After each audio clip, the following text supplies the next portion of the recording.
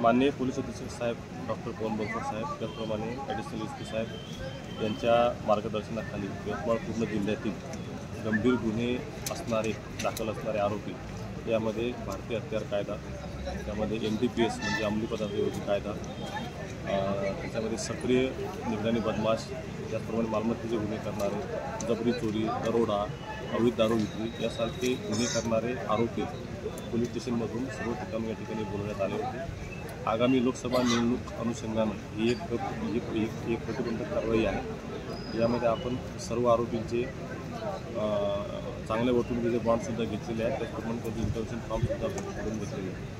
आगामी लोकसभा निवडणुका या शांतपणे व्हाव्या हा यामागे माननीय माझा उद्देश आहे आणि त्या हेतूने आजची ही विशेष मोहीम राबवण्यात आलेली आहे। यामध्ये एकूण 210 वेगवेगळ्या गुन्हे दाखल असणारे आरोपी या ठिकाणी घेण्यात आलेले आहेत। त्यामध्ये जवळपास 60 लोकांचे चांगल्या वटुंबीचे बॉन्ड घेतलेले आहे आणि 160 आरोपींचे या ठिकाणी आपण इंटरव्ह्यूशन फॉर्म भरून घेतलेले आहे। का कमी होत आहे? बाइंडिंग नुकतीच झाली, आता हे काय म्हणाल?